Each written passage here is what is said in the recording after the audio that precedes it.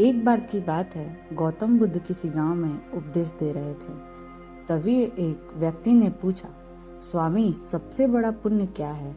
मैं हमेशा भगवान का भजन कीर्तन करता हूँ, हर रोज मंदिर जाता हूँ, सुबह शाम भगवान की पूजा अर्चना में दिन व्यतीत करता हूँ। तो क्या मैं ये जो इतना पुण्य किया है, उससे मैं स्वर्ग जा सकूंगा, भगवान से मिल पाऊंगा? भगवान बुद्ध बोले, तुम वाकई में भगवान का भजन कीर्तन में लिप्त रहते हो, लेकिन ये तुम्हारा पुण्य नहीं है। भजन कीर्तन सिर्फ करना पुण्य नहीं कहलाता, ना ही उससे स्वर्ग की प्राप्ति होती है और ना भगवान मिलते हैं। भजन कीर्तन के साथ और भी बहुत सारी चीजें करनी होती है जो असल में पुण्य कहलाती है, और वही सबसे बड़ा पुण्य माना जाता है, और वो है परोपकार की भावना। आज मैं तुम्हें एक कथा सुनाऊंगा जिससे तुम्हें पता चलेगा कि सबसे बड़ा पुण्य क्या है जो हमें भगवान के करीब ले जाता है। एक बार की बात है, एक बहुत बड़ा राजा था। वो बहुत प्रजापालक था, हमेशा प्रजा के हित में प्रयत्नशील रहता था। वो इतना कर्मठ था कि अपने सुख, ऐशो आराम सब छोड़कर सारा समय जन कल्याण में ही लगा देता था।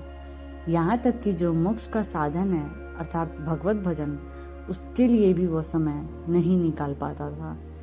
एक सुबह राजा वन भ्रमण के लिए जा रहा था तो उसे एक देव का दर्शन हुआ।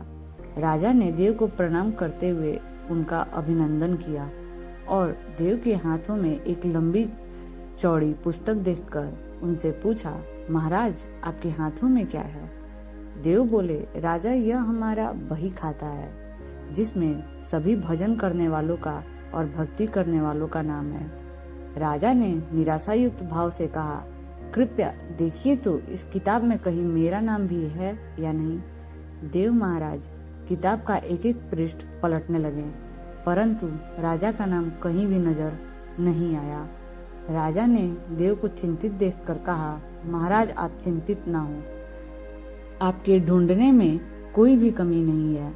वास्तव में ये मेरा दुर्भाग्य है कि मैं भजन कीर्तन के लिए समय नहीं निकाल पाता और इसलिए मेरा नाम यहाँ नहीं है। उस दिन राजा के मन में आत्मग्लानि सी उत्पन्न हुई, लेकिन इसके बावजूद उन्होंने इसे नजरअंदाज कर दिया और पुनः परोपकार की भावना लिए दूसरों की सेवा में लग गए।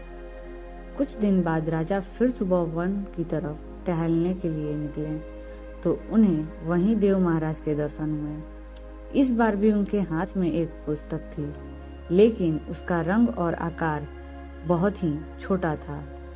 राजा ने फिर उन्हें प्रणाम करते हुए पूछा, महाराज, आज कौन सा बही खाता अपने हाथों में लिया हुआ है? देवों ने कहा, राजन, आज के बही खातों में उन लोगों का नाम लिखा है जो ईश्वर के सबसे अधिक प्रिय हैं। राजा ने कहा, कितने भाग्यशाली होंगे वो लोग, निश्चित ही वे दिन रात भगवान के भजन में लीन रहते होंगे। क्या इस पुस्तक में कोई मेरे राज्य का भी नागरिक है? देव महाराज ने बही खाता खोला और ये क्या, पहले पन्ने पर पहला नाम राजा का ही था। राजा ने आश्चर्यचकित होकर पूछा, महाराज, मेरा नाम इसमें कैसे लिखा हुआ है? मैं तो मंदिर भी कभी कभार जाता हूँ। देव ने कहा, राजन, इसमें आश्चर्य की कोई बात नहीं है। जो लोग निष्काम होकर संसार की सेवा करते हैं, जो लोग संसार के उपकार में अपना जीवन अर्पण करते हैं, जो लोग मुक्ति का लोभ त्याग कर प्रभु के निर्बल संतानों की सहायता में अपना योगदान देते हैं, उन त्यागी महापुरुषों का भजन स्वयं ईश्वर करते हैं। हे राजन, तू पछता नहीं, तू पूजा पाठ नहीं करता, लेकिन लोगों का सेवा तो करता है। भगवान की यही सबसे बड़ी पूजा है। परोपकार और निस्वार्थ लोक सेवा किसी भी उपासना से बढ़कर है। देव ने वेदों का उदाहरण देते हुए कहा कि कर्म करते हुए 100 वर्ष जीने की इच्छा करो तो कर्म बंधन में ही लिप्त हो जाओगे। राजन, भगवान दीन दयालु हैं, उन्हें खुशामद नहीं भाती बल्कि आचरण भाता है। सच्ची भक्ति तो यही है कि परोपकार करो, दीन दुखियों का हित का साधन करो, अनाथ, विधवा, किसान व निर्धन आज अत्याचारियों से सताए हुए जो हैं, उन्हें यथाशक्ति सहायता और सेवा करो, यही परम भक्ति है।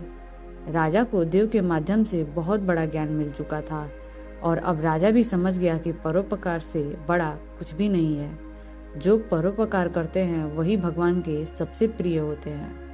फिर बुद्ध ने यह कहानी सुनाने के बाद उस व्यक्ति से कहा कि जो व्यक्ति निस्वार्थ भाव से लोगों की सेवा करने के लिए आगे आते हैं, परमात्मा हर समय उनके कल्याण के लिए यत्न करते हैं। हमारे पूर्वजों ने भी कहा है, परोपकार्य पुण्याय भवति, अर्थात दूसरों के लिए जीना, दूसरों की सेवा को ही पूजा समझकर कर्म करना, परोपकार के लिए अपने जीवन को सार्थक बनाना ही सबसे बड़ा पुण्य है। और जब आप भी ऐसा करेंगे तो स्वतः ही आप ईश्वर के प्रिय भक्तों में शामिल हो जाएंगे और आप असली पुण्य के भागीदारी होंगे। परोपकार ही सबसे बड़ा पुण्य है। आप कितना भी पूजा पाठ करें, भजन करें और किसी दीन दुखियों का सेवा ना करें, उनकी सहायता ना करें, तो वो इंसान पाप का भागीदारी होता है। और जो दीन दुखियों का सेवा करता है, निर्बल की सहायता करता है, वो सबसे बड़ा पुण्यात्मा होता है। और यही सबसे बड़ा पुण्य है।